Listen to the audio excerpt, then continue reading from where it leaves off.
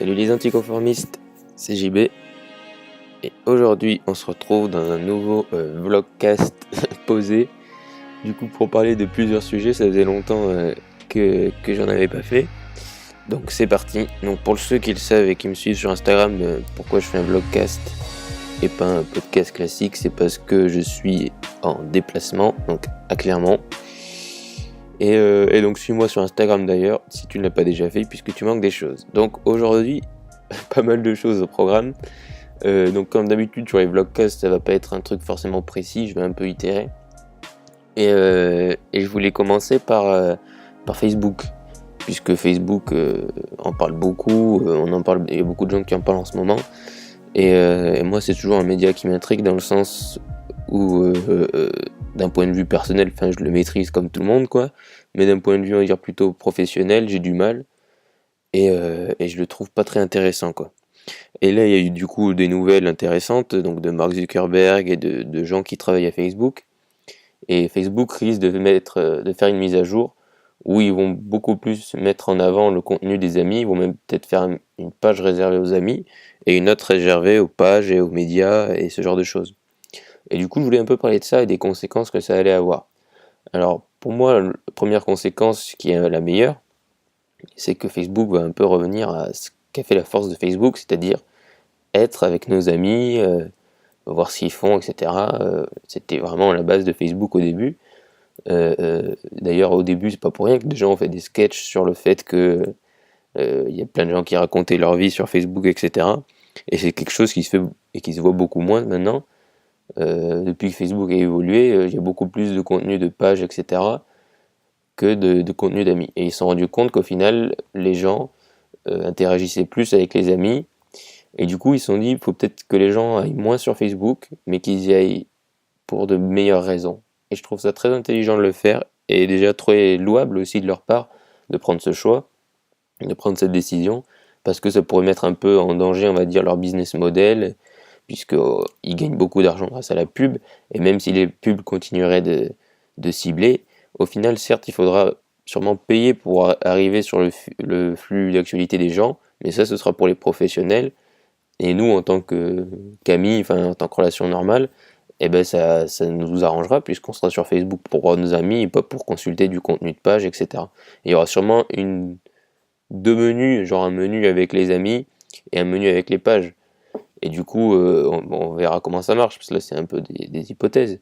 Mais moi je trouve ça vraiment intéressant qu'ils fassent un peu ce retour en arrière à ce choix, parce que aujourd'hui au final on te bombarde de contenu, tu vois pas toutes les pages que tu suis, enfin bref. On te met en avant que certains contenus, donc je trouve ça assez intéressant qu'ils aient pris cette décision. Et le fait de dire qu'il vaut peut-être être moins sur Facebook, mais pour de meilleures raisons, je trouve ça aussi intéressant. Et c'est vrai à l'époque, Facebook a pris la décision de foncer sur les pages et ce genre de choses, puisqu'ils voulaient concurrencer Twitter qui était en train d'exploser. Et du coup, ils voulaient aussi permettre aux gens de partager leurs pages, leurs contenus, etc. sur Twitter, enfin comme sur Twitter, mais sur Facebook. Et du coup, c'est ce qui a fait qu'ils ont pris un peu cet angle. Et aujourd'hui, voilà, il y a beaucoup de pages, il y a beaucoup de contenu sur Facebook. Et le contenu des amis, même si c'est celui qui suscite toujours le plus d'engagement, eh ben, au final, c'est celui qui est le moins présent sur le flux d'actualité des gens. Et c'est assez paradoxal quand on sait que Facebook, à la base, c'est ça, c'est les amis, c'est nos relations, etc. Et donc, je trouve ça assez intéressant et assez bien. Et donc, beaucoup forcément de pages, de pros et tout ça, de médias râles. Moi, je suis content de ne pas avoir investi du temps sur Facebook. Et, euh, et voilà, mais en même temps, moi, je comprends qu'ils râlent, hein, parce que voilà, quand on investit du temps et certains médias se sont complètement basés sur Facebook pour gagner de l'argent, mais voilà, Facebook à la base, c'était pas ça, et donc il faudra bien voir comment ils vont gérer ça quand Facebook fera ses grosses mises à jour. Ensuite, il y avait un autre point qui était en lien avec ça aussi, c'est que Facebook, donc je sais pas si tu le sais, mais Facebook, vu qu'il y a beaucoup de contenu, et quand tu likes beaucoup de pages, que tu as beaucoup d'amis, ils vont te mettre en avant le contenu avec lequel tu as le plus d'interaction, et a priori le contenu qui t'intéresse le plus, et c'est souvent le contenu qui va dans notre sens. C'est pas, on interagit rarement, souvent on peut mettre des commentaires un peu énervés sur des contenus qui suscitent l'énervement, mais sinon la plupart du temps c'est des trucs qui vont dans notre sens et tout ça. Et je lisais du coup le livre de Tim Ferriss qui parlait sur une personne dont j'ai oublié le nom, qui disait qu'un point important qu'elle faisait, c'est qu'elle avait arrêté de consommer du contenu, ou elle avait fortement diminué de consommer du contenu qui allait dans son sens. Puisque à force d'être toujours conforté dans notre position, et même si on a raison ou pas, c'est pas la question, et bien quand on est confronté à une autre opinion, une opinion, on va dire opposée, et bien on a tendance à être un peu extrémiste et à être moins indulgent et à faire moins preuve d'empathie, et c'est dangereux parce que déjà on n'a pas tout le temps raison, il n'y a pas vraiment la vérité universelle, quoi. Et Facebook et les réseaux sociaux mettent beaucoup ça en avant, puisqu'au final ils nous mettent du contenu avec lequel on interagit, c'est souvent du contenu qui nous intéresse et qui nous conforte dans nos positions. Et je trouve ça très intéressant. Et c'est vrai que j'essaye aussi de consommer de moins en moins de contenu, et aussi de consommer des trucs, des fois d'aller voir des trucs qui sont un peu opposés, on va dire, à ce que je crois, ou pour avoir le point de vue de l'autre point de vue, pour pouvoir voilà, déjà être empathique quand les gens me parlent de leur point de vue qui est différent. Et c'est pour ça que moi, souvent d'ailleurs, quand je parle d'entrepreneuriat et que je parle du salariat, j'essaye vraiment de ne pas être dans le jugement ou quoi, et vraiment être indulgent, parce que je sais ce que c'est que d'être salarié et tout ça, et du coup j'ai pas du tout envie d'être là en mode entrepreneuriat c'est la vérité, il y a que ça, tous les autres c'est pas possible, vous vivez pas dans le bon monde, etc.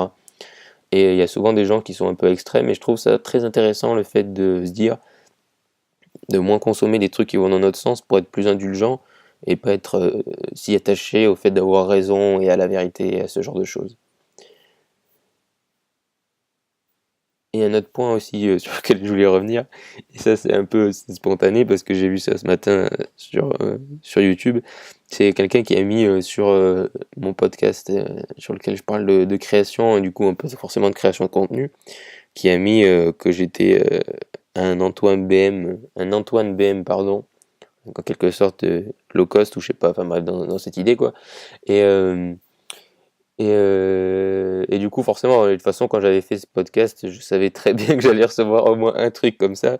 Parce que forcément, aujourd'hui, quand tu parles de création et de création de contenu, ben, tu as le pape de la création de contenu qui a son ombre un peu sur ce sujet-là.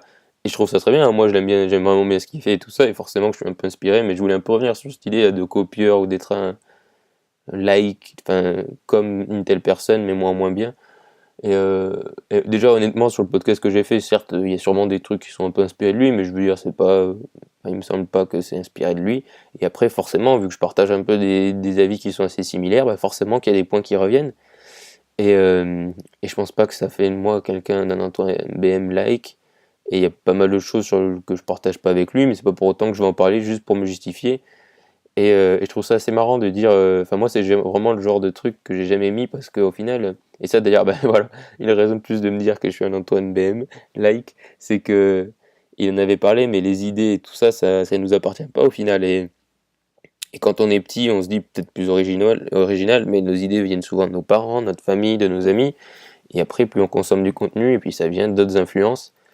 Et, euh, et je trouve ça très bien, je veux dire, d'avoir des influences, etc. Et on n'a aucune idée qui vient de nulle part. Je veux dire, la personne qui va te dire qu'un matin elle s'est levée, elle a eu cette idée par exemple de contenu toute seule, sans aucune influence, c'est faux. Je veux dire, on a toujours des influences, ça peut venir d'un truc, des fois c'est inconscient, hein, même la plupart du temps c'est inconscient. Ça peut venir d'un livre, tu vois, là je t'ai parlé du truc qui venait d'un livre, donc ça m'a donné une idée. Mais c'est pas pour autant, je veux dire que personne n'a de créer du contenu en étant 100% original avec 100% son avis, ça vient de notre expérience, ça vient du contenu qu'on consomme, et voilà, et donc ça m'a fait assez marrer, et je m'y attendais honnêtement, quand je l'ai fait, je me suis dit, il y a des chances que je reçoive ce genre de commentaires, parce que voilà, dès qu'on parle aujourd'hui de création de contenu, forcément, il y a le pape qui a son ombre sur la création de contenu, et c'est très bien, je veux dire, voilà, moi, j'aime beaucoup son contenu, c'est pas du tout le problème, c'est pas du tout lui le problème, mais c'est juste assez marrant, quand il y a une grosse influence, qu'il y ait ça qui revienne. Et au final, je veux dire, moi, je n'en ai jamais parlé sous cet angle-là, mais par exemple, le web marketing et mon avis sur le web marketing, pour moi, si je continue dans ce sens-là, c'est tous des Olivier Roland, Franck Nicolas, etc. C'est tous, c'est tous les mêmes, je veux dire, au final, ils les ont tous suivis, du coup, ils se ressemblent tous, ils se copient tous. Et mais j'ai jamais dit, parce qu'au final, c'est faux. Enfin, je veux dire, même s'ils le font pour des raisons plus ou moins différentes, il y a chacun apporte son truc, chacun a un angle différent. Et donc, je pense que chacun est intéressant, et il faut tout pour faire un monde, comme on dit. Et du coup, voilà, donc voilà, Facebook qui revient aux sources.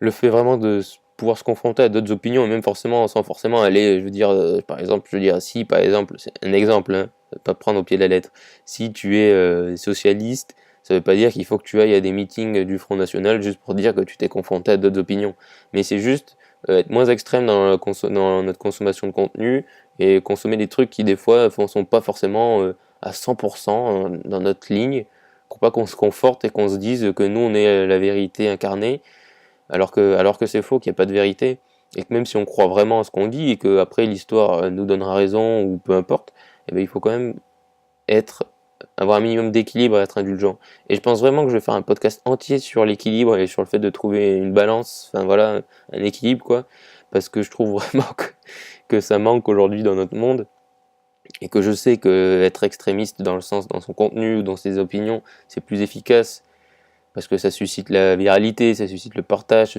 ça suscite l'engagement, et il y a certains points sur lesquels je veux dire je suis assez, entre guillemets, extrémiste, sur lesquels je crois vraiment, mais je pense qu'aussi il faut avoir un minimum d'équilibre, et je pense qu'aujourd'hui on manque vraiment d'équilibre, et on cherche toujours à être dans les extrêmes et tout ça, et comme j'en parlais au final sur le podcast où je parle du coup de s'il faut travailler 4 heures ou 70 heures par semaine, à mon sens, il n'y a pas de.